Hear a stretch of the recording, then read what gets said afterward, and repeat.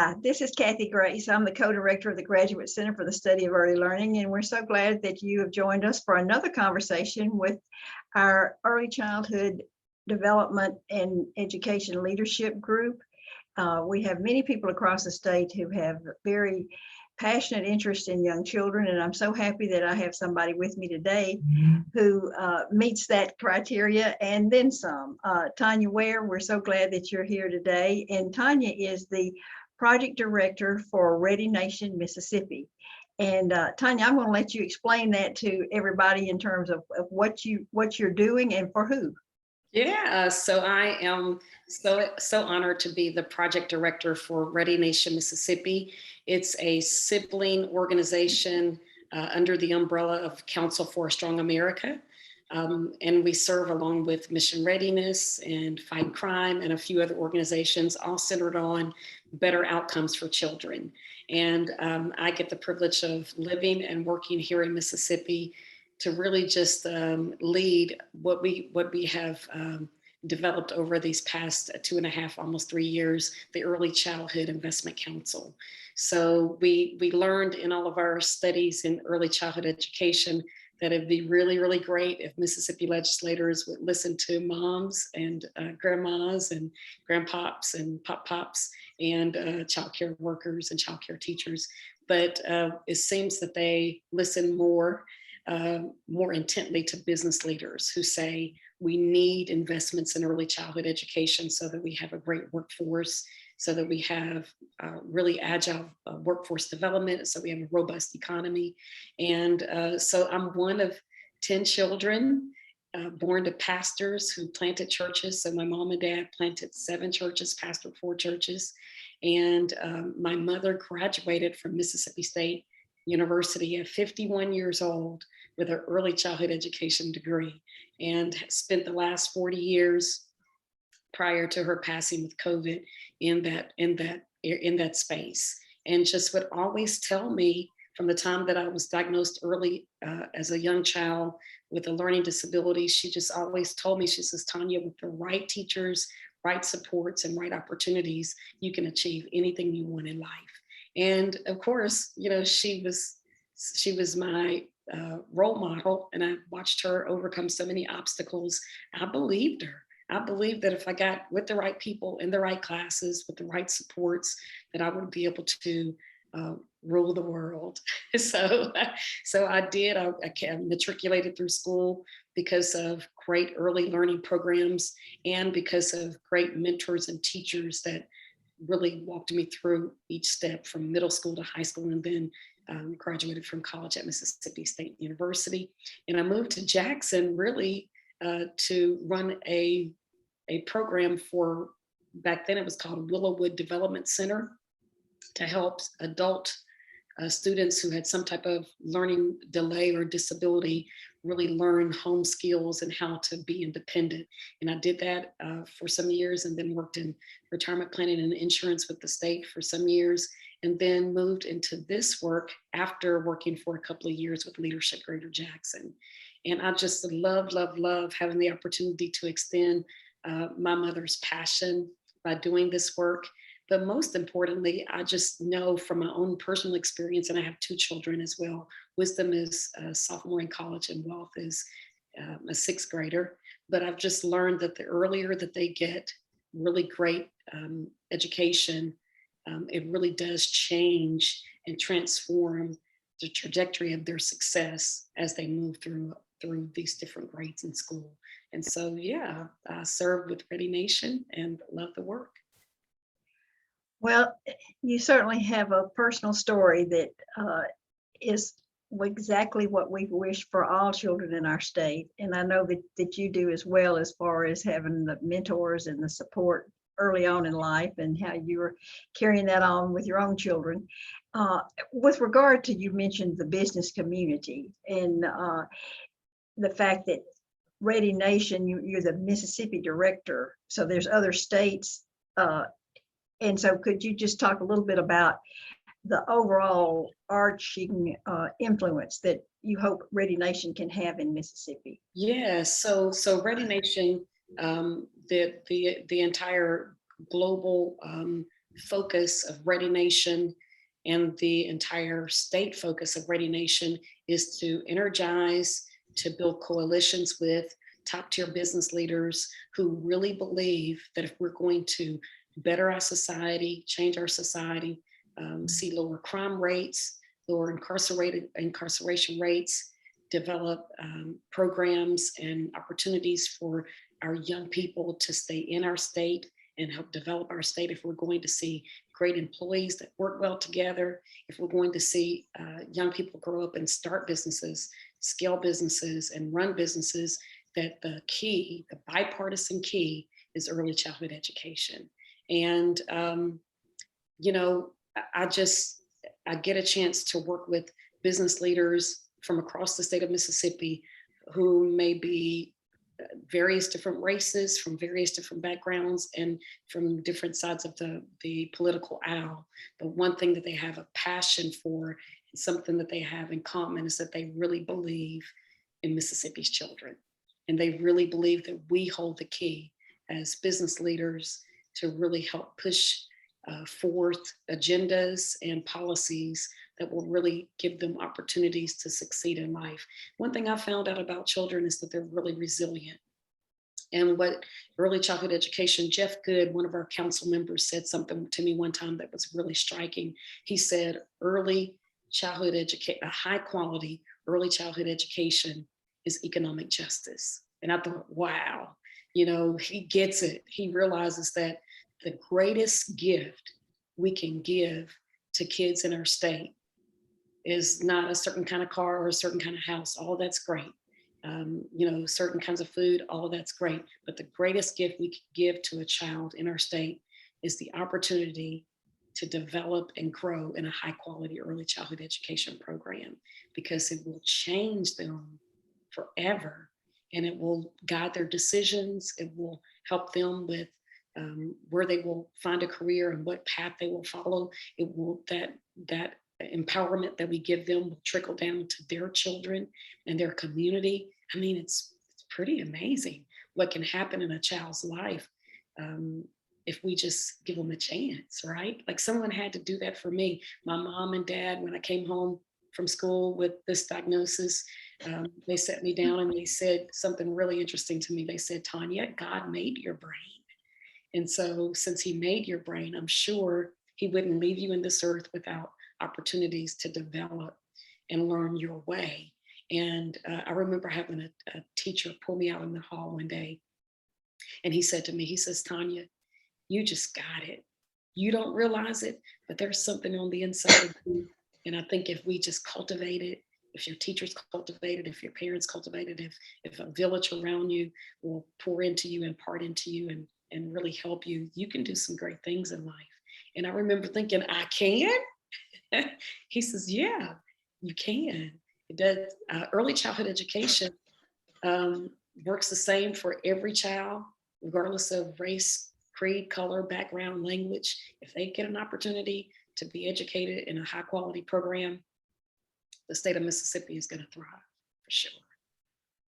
Well, we need to put you on every television station. We need to have you in some way videotaped to run on a loop 24/7, because you are a grand cheerleader for what we hope to see happen. And I just wondered if you had any reflections on some of the challenges that we face in realizing what you've articulated as your hopes, and we share those hopes.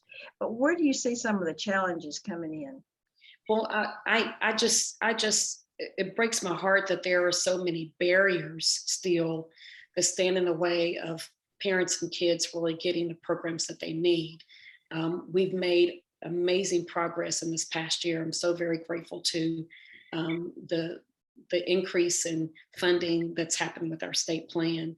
But, you know, we still have so many children that are being left out, right? And like in my own family, early childhood education was key to my development and my growth, especially with me having challenges with learning.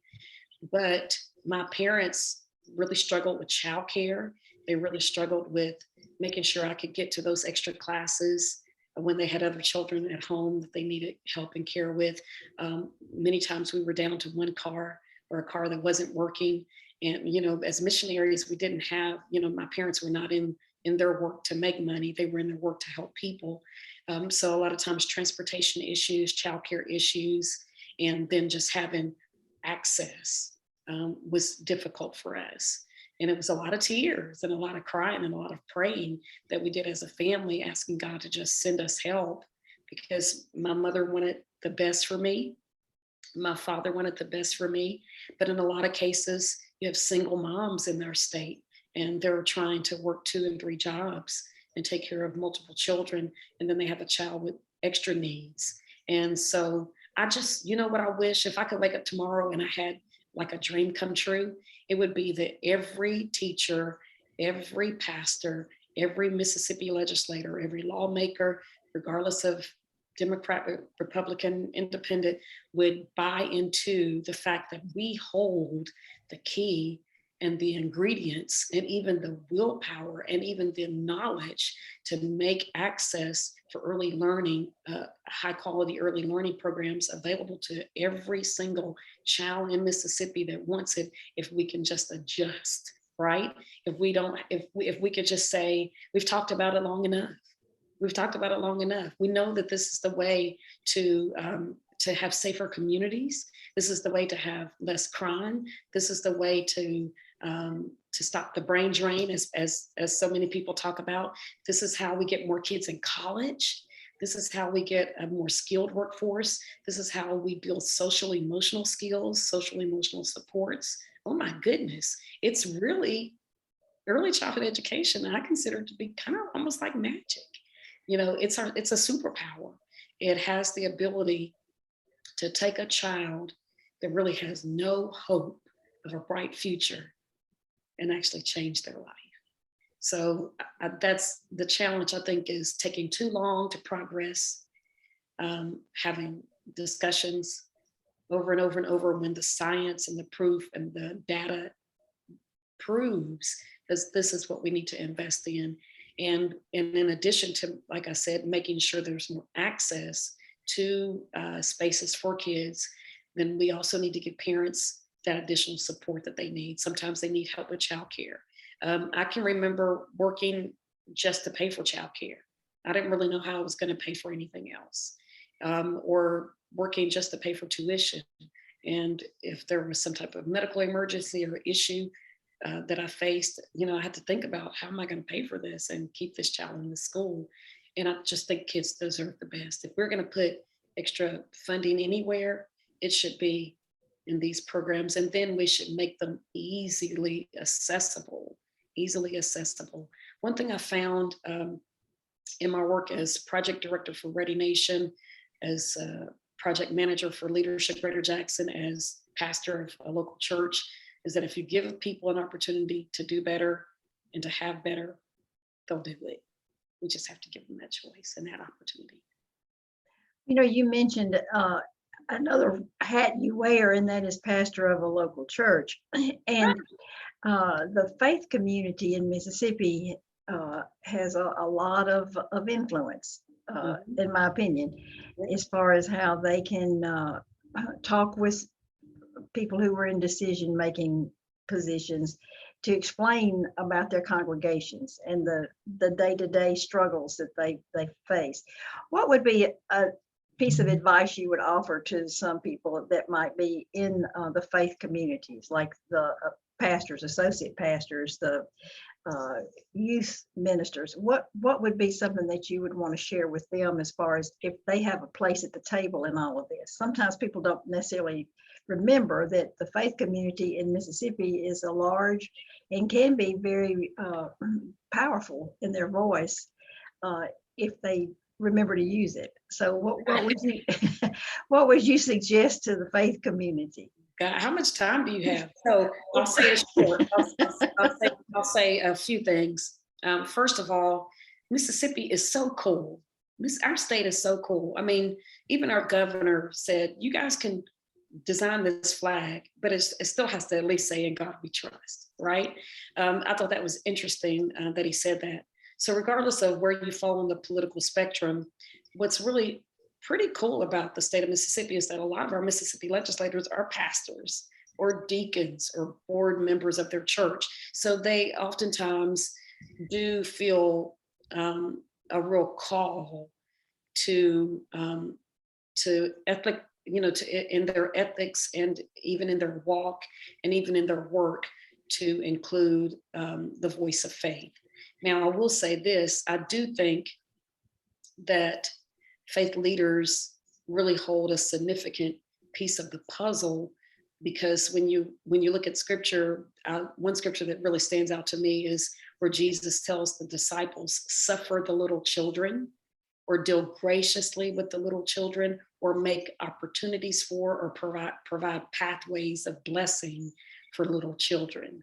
And I just think it's not only wise, it's not only great business sense, but it also is God's heart for us to put our focus, our supports, our energy, our arms around the children of our state so that they can be healthy, whole, live lives of success and joy and positivity.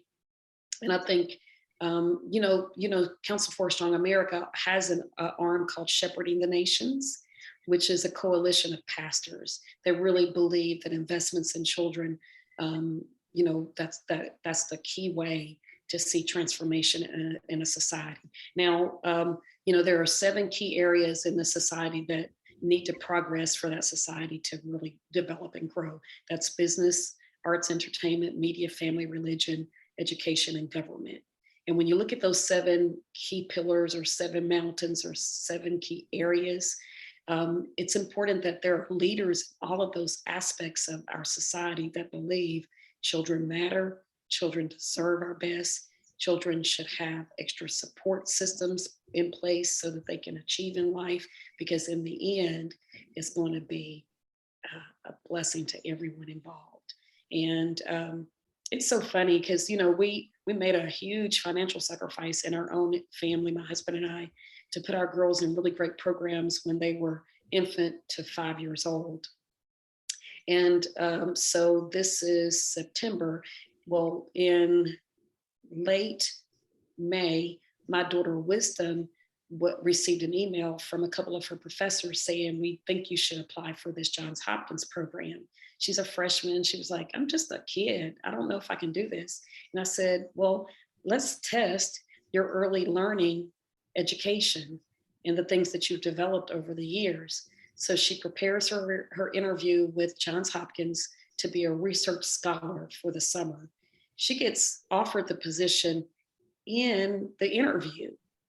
And I said, let's get them to give us some feedback. Let's see if early learning helped you. They said it was her phonetic prowess, her ability to speak well, her passion to analyze and understand facts, and her overall general personality and attitude with working as it related to working with others that caused her to get that opportunity. Isn't that amazing? That is amazing. That is a testimony to whoever her early years teachers were as well, Right. and to her mom and dad who understood and provided that in-home support all the way through. So I know that y'all were thrilled, and I'm sure that she has had a wonderful experience. She was like, Mama, I'm rich, because the fellowship was thousands of dollars. And she said, I can't believe I'm going to get to actually read and dissect poetry and research and spend time with students from all over the world talking about education for a summer, and get paid for it. It just kind of blew her mind. She was like, that's amazing. But I would say, if I could leave your audience with any one key thing, as a pastor, we talk a lot about building your life on a firm foundation, right? And but as it relates to early childhood education, high quality early learning programs are the foundation that builds a child's life. I mean, if a child can get that strong foundation early on, then as they build a career and build a family and build a business and work in a certain society, man, I mean, that foundation is going to hold them up. and it's going to make them successful. So early childhood education, early learning programs, early learning collaboratives, whether the focus is infant to 3 or 0 to 5, or 0 to 18, K through 12, it really makes a huge difference, and everybody benefits when we build a foundation of early learning for our kids and for our students. That's just a value, a priceless gift that we can give them that will be paying dividends for generations to come. Well, I don't think that I could say anything that you haven't already said, and you are in terms of articulate, and talking about your daughter with her being a spokesperson. I think you're a wonderful spokesperson for a lot of different areas that all, as you say, touch back to early years in the development of children early on. So thank you for giving us your time today. You are so welcome. And if during the session or in several months from now, you have some more information you'd like to share with us, we'd love to have another conversation, and you can give us an update on your daughter too. Yes. So thanks again so much. So this is Tonya Ware, and we again appreciate your time, Tonya. Thank you so much. Thank you.